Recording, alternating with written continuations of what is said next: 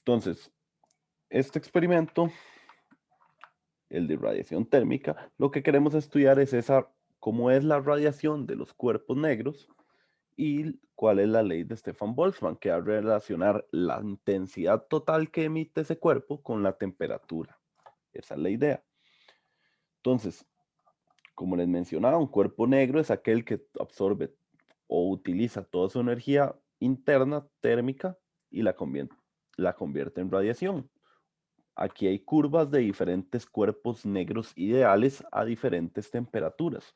Por ejemplo, esta curva, los que vamos a ver es en el eje X, la longitud de onda a la que emite, y en el eje Y, lo que dice aquí es, pues, intensidad por longitud de onda, o podemos verlo como potencia entre área por longitud de onda.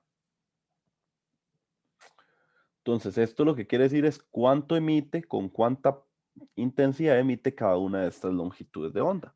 Entonces, vean que cuando el cuerpo tiene una temperatura de 1600 Kelvin, pues emite continuamente todas las longitudes de onda que hay aquí. Todas estas, ¿lo ven? Todas estas. 3, 3 y medio, 4, en todas, porque la línea es, pues es una curva continua. Vean que todo esto de aquí es infrarrojo cercano, infrarrojo medio y por allá como por los 20 están los infrarrojos lejanos. Entonces esto es como infrarrojo cercano y medio. Y vean que como por esta zona de aquí está el visible, porque vean, esto es un micrómetro, entonces por aquí hay 0.5 micrómetros, que son 500 nanómetros, que es color verde. O sea, por aquí está el rango visible, para que se den una idea. Cuando el cuerpo negro sube su temperatura, vean que él ahora emite más en cada una de las longitudes de onda. ¿Lo ven? Cada longitud de onda ahora tiene una mayor intensidad que cuando tenía 1600 Kelvin. Y antes, cuando estábamos en 1600 Kelvin, la longitud de onda que más emitía, pues es esta que trae la línea punteada, que la voy a aproximar a 1.8 micrómetros, por decir un número. Pero vean que cuando es 1800 Kelvin, esa longitud de onda de máxima emisión se trasladó hacia la izquierda. Ahora está por alrededor de 1.6 micrómetros, ¿lo ven? Y además, todas las intensidades aumentaron. Vean que la curva es más alta. La intensidad total de esta curva es el área bajo la curva, porque si integramos esto con respecto a todas las longitudes de onda, vamos a obtener la intensidad. Entonces, si yo integro bajo el área bajo la curva, es la intensidad máxima que emite ese cuerpo. Entonces vean que cuando son 1800 Kelvin, el área es más grande que 1600 Kelvin, entonces tiene una intensidad mucho mayor de emisión, tomando en cuenta ya todas las longitudes de onda. Si subo más la temperatura, volvemos a observar el mismo fenómeno. Aumenta la intensidad total, porque vean que el área bajo la curva ahora es más grande, sería todo esto. Y además la longitud de onda de máxima emisión se movió más a la izquierda. Y así vean que cada vez que nosotros nos vamos aumentando la temperatura, la longitud de máxima emisión se va moviendo más hacia la izquierda, se va acercando más al rango visible y además la intensidad total aumenta. Esto lo descubrió Max Planck por ahí 1900 y pues él realmente no fue el primero en hacer experimentos de cuerpo negro, sino que fue el primero en hacer la curva pues completa. Antes se habían hecho aproximaciones en el pasado, otros físicos, donde la curva de ellos tenía esta forma. Digamos, a 2200 Kelvin, ellos han aproximado que la curva tenía este comportamiento y que seguía creciendo. Y pues se seguía haciendo como así, digamos, seguía creciendo y este pico se sigue moviendo más hacia la izquierda por el comportamiento que lleva. Sin embargo, cuando Planck hace el experimento, lo hace porque lo contratan para ver cuánto es la temperatura óptima para derretir hierro y hacer rieles de ferrocarril. Entonces, por eso le está investigando esto. Se da cuenta que cuando ya uno llega a esta zona, que por aquí es el ultravioleta, pues no continúa el fenómeno como antes, que se supone que seguiría subiendo, sino que empieza a decaer siempre en esta zona.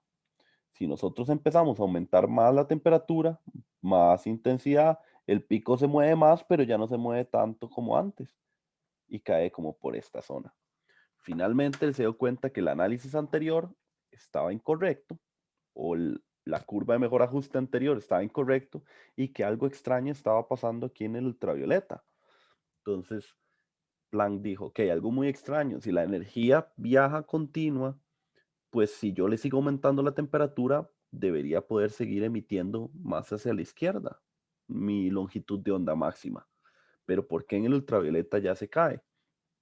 A eso se le conoce en la historia como la catástrofe del ultravioleta, porque fue lo que hizo pensar a Planck que por qué estas longitudes de onda, que en realidad son de mayor frecuencia, ¿verdad? Menor longitud de onda implica mayor frecuencia, no se pueden emitir y estas otras sí. Entonces fue cuando él se le ocurrió decir, ok, entonces la energía no puede ser un flujo continuo que se absorbe constantemente y que pues algún momento se carga lo suficiente y se emite, sino que la energía tiene que ir en paquetes. La, la energía de la radiación tiene que ir en paquetes que encierran como pues información de la onda. Y la energía que tiene ese paquete es igual a la constante de Planck por la frecuencia. Es decir, que entre más frecuencia sea, más energética es la onda. En este caso, ya acercándose a decir que es una partícula, porque esto es, estamos cuantificando la energía, de ahí viene la palabra cuántica, de cuantificar. El quantum de la luz o de la radiación es el fotón, a esto se le llama fotón. Podemos cuantificar también la materia, que implicaría escoger lo más pequeño que haya de la materia. Pensemos en este caso el electrón. Y hay un quantum para cada una de las energías. Eso ya es un poquito más de física moderna. Pero Planck dijo, ok, esto es el fotón. En realidad, cuando se emite una onda, no se emite un flujo continuo de energía, sino que se emiten una serie de fotones. Esta relación se puede pensar como cuando uno abre un tubo de agua y uno ve ese chorro de agua, pues uno cree que el agua nada más está fluyendo.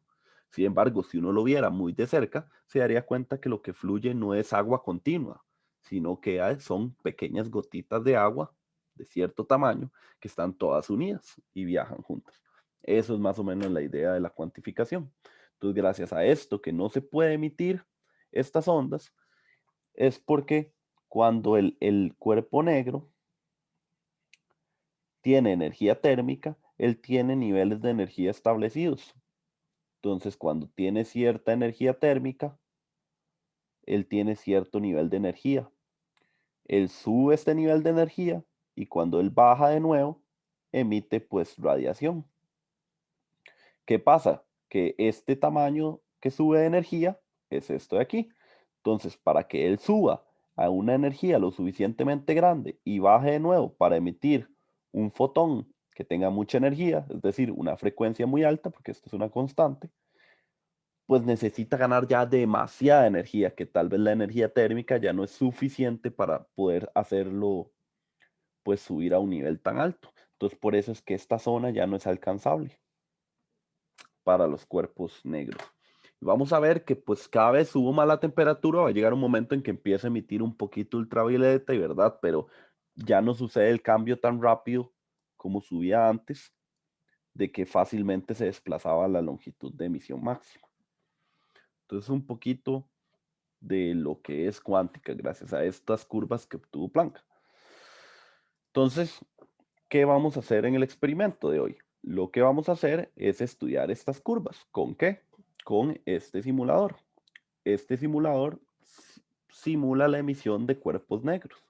Por ejemplo, aquí en el eje X, vean que tengo la longitud de onda y en el eje Y, pues tengo, en este caso, megawatts por metro cuadrado entre micrómetro, que es nada más un juego de, pues, unidades con esto mismo, pero vean que es lo mismo, potencia entre área por longitud de onda, potencia entre área por longitud de onda. Es lo mismo, vean que tiene esta curva. Entonces, este primer cuerpo negro que vamos a probar va a tener una temperatura de 200 Kelvin, que es aproximadamente lo mismo que la Tierra. Entonces, por eso les digo que cuerpos grises existen, cambian de forma, emiten un poco diferente a los cuerpos negros ideales, pero pues es muy similar la emisión. Entonces, esta es la curva de emisión de la Tierra. Vean que por aquí está el rango visible, por aquí lo puse, vean, aquí está el rango visible, lo hago chiquitito, y vean, está emitiendo en el puro infrarrojo. Voy a subir la temperatura un poquito más, la voy a subir ahora a la temperatura de una persona aproximadamente. Entonces vean que ahora estoy en 200, la subo a 350 Kelvin, 300 Kelvin. Aunque ahí ya está como, ahí está un poco fría y ahí está como demasiado caliente la persona. Debería ser como unos 310, 300 por ahí. Pero voy a poner 350 para aproximarlo, porque es lo que puedo poner en el software. Entonces vean que ahora la emisión, la onda, el pico se movió, vamos a ponerlo aquí. Antes, cuando era la Tierra, el pico estaba en 14 micrómetros, ahora que es una persona, el pico de emisión está en 8 micrómetros. Ven, se movió para la izquierda y además, pues, aumentó la intensidad total, que sería el área bajo la curva. Este software, vean qué chido que es. Nos ponemos la intensidad y él nos calcula el área bajo la curva. Ven, esta es la intensidad total para una persona. Cuando ustedes entran a un súper o, pues, no sé, al Walmart o lo que sea y les toman la temperatura como con una pistolita, ¿verdad? Realmente la pistola ni te marca nada de chips, ni cosas raras, ¿verdad? Ni te dispara ningún láser, ni nada. Lo que hace es medir tu radiación. Si una temperatura del cuerpo a temperatura sana, digamos 36 grados, él va a tener este pico de emisión con esta intensidad. Entonces, cuando te miden con esa pistolita, lo que hacen es medir tu radiación a esta longitud de onda. Si la radiación, él ya matemáticamente lo calcula, con esta radiación dice, él está a tanta temperatura. Entonces, así es como esos dispositivos calculan la temperatura, tomando una medida de tu radiación, que tu radiación, como están ustedes aprendiendo de radiación de cuerpo negro, la radiación va ligada a la temperatura que tenés. Entonces así saben si tenemos temperatura alta o baja, así lo calcula. En fin, vamos a subir más la temperatura. Ahora a un cuerpo como a la temperatura dentro de una bombilla, 3000 Kelvin. Si ven, ahora la emisión dentro de la bombilla, vean cómo se desplazó la curva y vean que ahora la longitud de onda máxima es 0.96 micrómetros. Sigue siendo infrarrojo, pero vean que cerca que estoy ahora del rango visible. Y de hecho vean que parte de la energía, vean que está emitiendo en el rango visible. Por eso es que las bombillas podemos verlas. Además, una bombilla, ustedes, sin tocarla, ustedes ponen la mano y calienta. Eso es porque emite toda esta zona del infrarrojo. Vean, todo lo que emite infrarrojo. O sea que mucha de su energía también es radiación, o sea, calor en forma de radiación. Y nosotros la podemos ver porque emite también en la zona visible, empieza a brillar. También es muy notable ver que el color de la bombilla es como amarillento. Si nosotros vemos la composición de colores de la bombilla, vean, emite muy poquito azul, muy poquito verde y mucho más rojo. Eso crea como resultado que el color de la bombilla sea como un color amarillento. ¿Lo ven? Que aquí se ve como anaranjado amarillo. Voy a subir un poquito más la temperatura. Voy a subir la temperatura a la temperatura del sol ahora, que serían alrededor de 6000 Kelvin por ahí. 5900.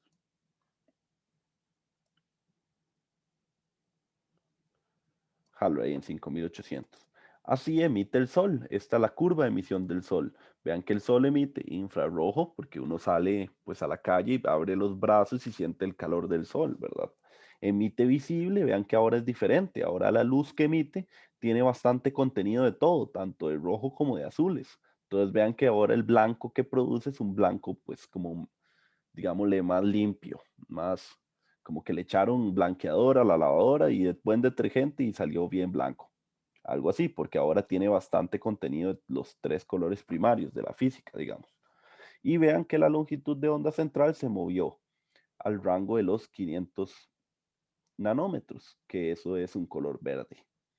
Y aquí les doy como una, un dato curioso, una coincidencia. Vean que el Sol, que es nuestra fuente primaria de iluminación, planeta Tierra, donde más emite es de color verde. Entonces, será una coincidencia que todo lo que tiene vida, como las plantas, son de color verde. ¿Será que es que llegaron a ser de ese color porque tienen tanto contenido verde que pues absorben todo lo demás y reflejan solo el verde? Porque es demasiado energías, más de la que necesitan. ¿Será una coincidencia que la vida se haya hecho verde porque así emita el punto máximo de emisión del sol? No sé, se los dejo ahí picando ahí una coincidencia. Puede ser no tan coincidencia. En fin, voy a subir más la temperatura. Vean que aquí ya pude emitir un poco ultravioleta, pero vean que la curva decae rápidamente. Si subo mucho más la temperatura, ahora a 10.000 Kelvin, que es la temperatura de la estrella Sirius, vean cómo se ve la curva. Ahora sí, se movió el punto de emisión, es cierto, está emitiendo en el infrarrojo, pero vean que subí la temperatura 5.000 Kelvin, o sea, todo lo que llevaba hasta el momento, y el punto se movió demasiado poco. O sea, por los temas que les dije, los niveles de energía y necesita pues muchísima más energía para poder ya empezar a emitir radiaciones de este rango, porque para emitir radiaciones de este rango necesito pues más energía que viene relacionada a la frecuencia. Entonces, esa es la razón. A esa se le llamaba la catástrofe de ultravioleta.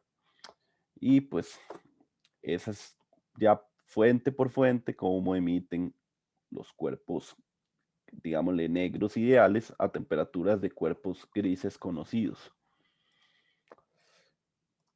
Ya usé el simulador, pero ¿para qué lo usé? ¿Qué era lo que había que hacer en el experimento? Ok, en el experimento nos interesa ver cuál es la intensidad total y su relación con la temperatura. Por ejemplo, a esta temperatura, la de la bombilla, vean que él me calculó que esta era la intensidad total. Si yo subo la temperatura, la intensidad total ahora es esta. Si subo más la temperatura, la intensidad total es esta. Según la teoría de Stefan Boltzmann, esa relación viene dada por este tipo, por esta ecuación. La intensidad total es la constante Boltzmann por la temperatura a la 4. Es una relación pues, bastante peculiar. Esta es la relación de un cuerpo negro ideal. Si ya es un cuerpo gris, o sea que puede ser una silla, una persona, lo demás, y que pues esa emisión ya no es perfecta, sino que varía de la forma, el color, el tamaño, le agregamos este término que le llamamos emisidad, que es un término que va de 0 a 1, donde 1 es un cuerpo ideal. ¿Lo ven? Si esto se hace 1, se vuelve la misma fórmula en cuerpo ideal. Y pues para diferentes cuerpos tendrá diferentes valores. No sé, para el ser humano tendrá 0.8, para el Sol tendrá 0.9, tal vez se comporta muy ideal. Eso ya dependerá de cada material, de cada forma, de cada color. Entonces, con el simulador de hace un rato vamos a llenar esta tabla, donde en estas en esta primera columna, estas 4 filas, vamos a poner la intensidad total para cada una de estas temperaturas. Entonces voy a 3000, cojo este valor, 4.59 por 10 a la 6, lo pongo aquí, luego voy de nuevo a 4000, apunto este valor, lo pongo aquí, voy a 5500, tomo el valor, lo pongo aquí y luego 10.000. Lleno todos estos datos. Listo, ya tengo la primera parte del laboratorio hecha. La segunda parte es obtener el dato que le vamos a llamar teórico. Este va a ser nuestro experimental y este va a ser el teórico. ¿De dónde sacamos el teórico? El teórico viene en este link. Si ustedes abren este link, viene una tabla de datos donde esta primera columna es la longitud de onda y esta es la potencia por área por longitud de onda. O sea, esto que viene aquí es la gráfica que hemos estado estudiando, esta misma curva. Y vean que aquí viene para varias temperaturas, las mismas que hemos hecho experimentalmente. ¿Qué hay que hacer? Bueno, como les dije, la intensidad total se logra integrando todos estos datos. Todos estos datos, que vean qué montón que son. Vean. Todos esos datos, uno los integra y obtiene el área bajo la curva. ¿Cómo integra uno datos? Bueno, en MATLAB es chivísimo porque en MATLAB es solo un comando, ahí uno le da, intégreme todos estos datos de este rango a este rango y le hace la serie de datos programado, muy lindo, y se logra. Si sabes usar MATLAB, genial, porque entonces lo puedes hacer muy elegantemente y fácil. Si no saben usar MATLAB y pues no lo van a aprender a usar como de la noche a la mañana porque es un poco, lleva su tiempo de trabajo, pueden usar este link que les permite pues calcular, les dice cómo calcular pues el área bajo la curva en Excel. Hay varias formas. Una que pueden encontrar en internet, pueden buscar, la idea es que busquen cómo solucionar el problema, pero hay dos formas principales. Una que sería a través de la línea de tendencia, nada más que vean el tipo de curva que es. Entonces ustedes creen que este tipo de curva, lo cual yo he visto esta ecuación es compleja, no sale en la guía. Excel le va a encontrar una línea de tendencia, que es esto, lineal, exponencial, ¿no? ¿Verdad? No es nada de eso y Excel no es tan bueno para eso. Entonces ese método no sirve. Hay otro método que también van a encontrar en internet si lo investigan y lo que hace es calcular el área bajo la curva de Excel a punta de sumatorias de Riemann. ¿Se acuerdan que eran sumatorias de Riemann? Que uno ponía un rectángulo aquí de cierta área, lo sumaba con otro rectángulo aquí de cierta área, le sumaba el área con otro rectángulo aquí, otro rectángulo aquí, otro rectángulo aquí, otro rectángulo aquí, otro rectángulo aquí, y así, sumando el área de todos estos rectángulos, se aproxima el área de la curva, para que más o menos investiguen ese método en caso de que no sepan usar MATLAB. Una vez que ustedes integran cada uno de esos datos, pues ya tienen los datos teóricos que irían aquí, y luego vendría el porcentaje de error. Y eso sería todo el experimento de hoy. Veamos los resultados, a ver qué les piden. Los resultados les piden los porcentajes de error de la tabla, es decir, les piden la tabla. Y además dice, agréguele dos columnas más a la tabla que son la emisidad y la emisidad para la simulación y la emisidad para el teórico. ¿Cómo obtienen la emisidad? Bueno, si ustedes tienen la intensidad y tienen la temperatura a la que se está emitiendo y esta ecuación, y tienen esto. Tienen la constante y tienen la temperatura. Solo falta despejar la emisidad. Que, pues como esto no es un experimento en la vida real y esto es un simulador y los datos de aquí son teóricos, pues la emisidad debería aproximarse a un valor de, pregunta para ustedes.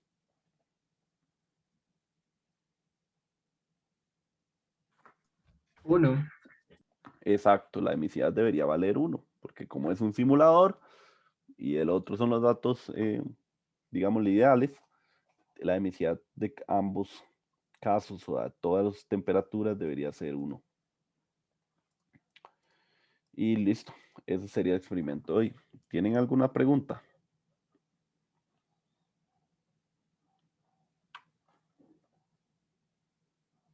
No, profe, gracias. Ok, entonces pues muchas gracias por su tiempo, muchas gracias por acompañarme durante estos 3 experimentos. Ya con este experimento terminamos la guía y lo único que quedaría pues sería el proyecto. Entonces ya nosotros no nos conectamos más de nuevo. Entonces pues fue un gusto para mí ser su profesor durante este semestre y pues espero que hayan aprendido muchísimo y se hayan por lo menos divertido un poco. Nos vemos por ahí y muchos éxitos en la carrera. Muchas gracias. Muchas gracias, profe. Gracias, profe. Muchas gracias, profe. Muchas gracias, profe. Pura vida a todos. Gracias, profe. Hasta luego. Hasta luego.